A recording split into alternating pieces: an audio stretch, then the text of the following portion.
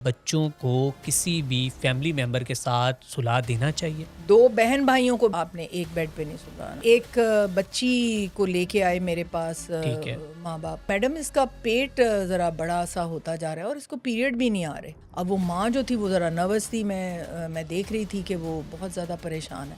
वो किसके साथ तुम्हारे ताल्लुकात हैं? उसने कहा मेरा भाई है। लाहौल। बच्ची ने वाज़िया तौर पर बता दिया कि उन्होंने जो कहा मेरे साथ होता रहा, मैं प्रेग्नेंट हुई तो मेरे भाई ने मुझे किया।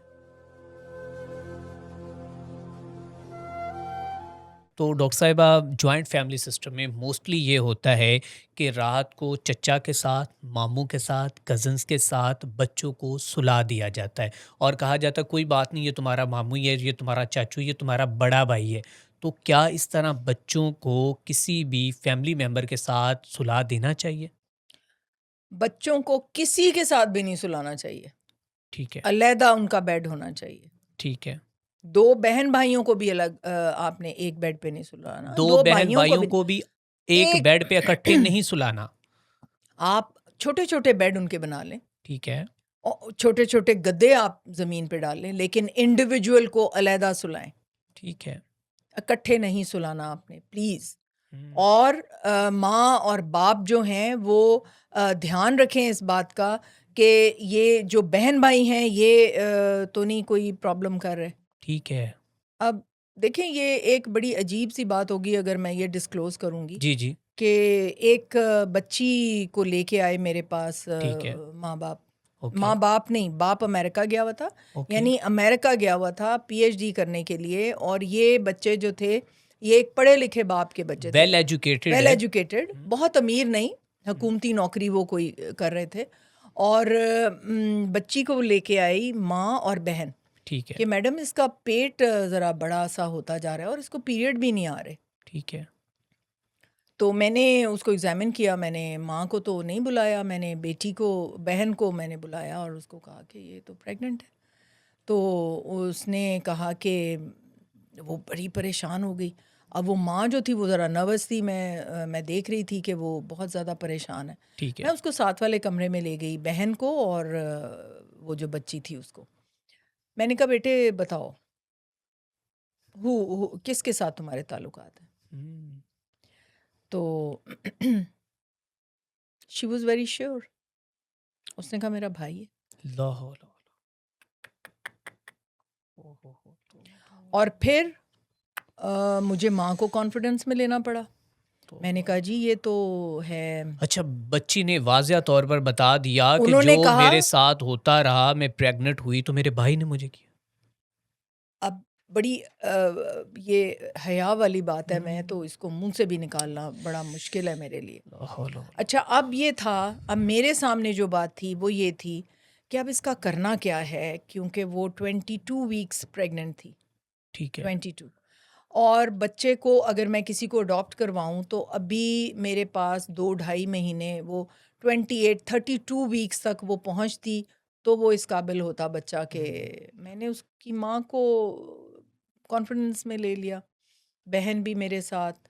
और हमने कहा कि उन्होंने कहा कि जी वालिद हमारे इस तारीख को अमेरिका से वापस आ रहे हैं, ठीक है। उससे पहले-पहले कुछ करना है तो करना है। ठीक है।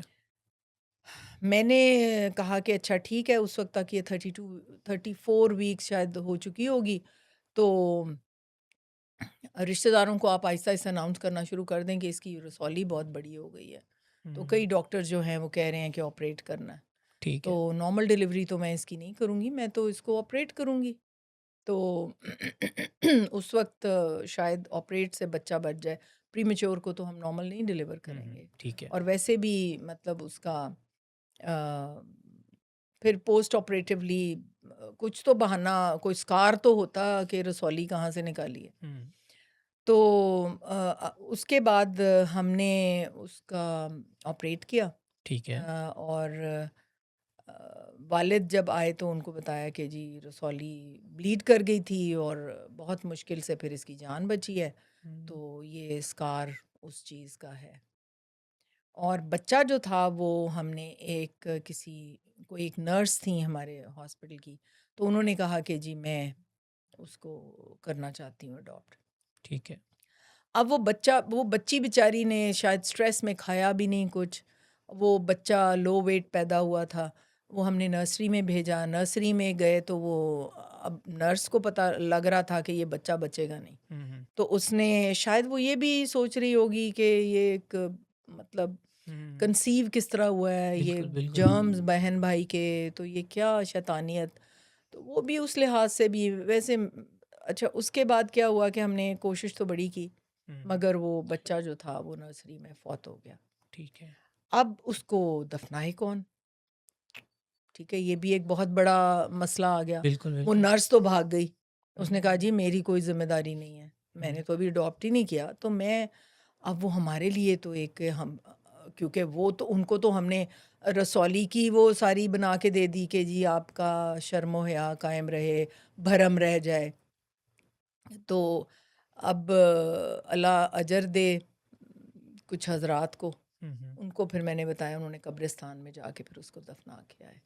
हुँ।